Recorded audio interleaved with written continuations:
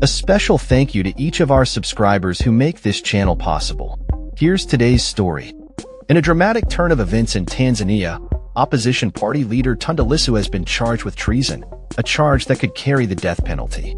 This comes just a day after his arrest at a public rally where he called for electoral reforms, raising significant concerns about the political climate as the country heads towards its general elections in October. Lissu, the chairman of the Chadema party, was apprehended by police in Mbinga, southern Tanzania, after a peaceful gathering aimed at educating supporters on the need for reform. Eyewitness accounts describe a chaotic scene where police used tear gas to disperse the crowd, leading to Lissu being forcibly taken away in a police vehicle.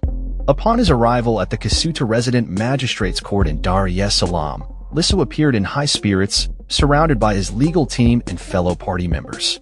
However, he was not permitted to enter a plea regarding the treason charge, but did plead not guilty to his separate accusation of publishing false information.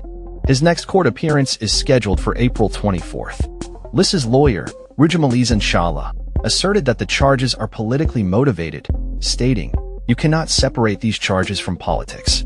This sentiment is echoed by many who view the government's actions as a crackdown on dissent, particularly as President Samia Suluhu Hassan prepares for re-election. Critics argue that Hassan, who initially garnered praise for easing restrictions on political opposition following the death of her predecessor John Magufuli, has reverted to repressive tactics, as evidenced by the recent string of arrests and abductions of opposition figures. The treason charge against Lissu stems from comments he allegedly made during a speech in Dar es Salaam on April 3rd, where he stated, "It is true we say we will prevent the election. We will inspire rebellion. That is the way to get change." These remarks have been interpreted as incitement against the electoral process, which Lissu has vehemently criticized as flawed and manipulated. Lissu's political history is marked by resilience. He survived an assassination attempt in 2017, where he was shot 16 times, and has faced multiple arrests since then.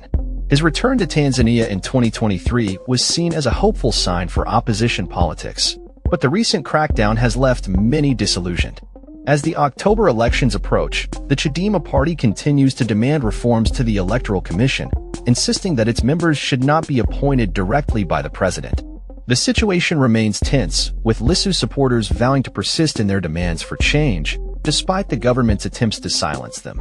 Rights groups have condemned the government's heavy-handed approach, calling it an abuse of power and a stark indicator of dwindling political tolerance in Tanzania.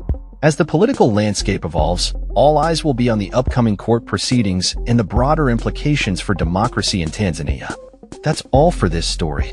We upload videos every day covering many different subjects, so hit that subscribe button to stay informed. Thanks for watching.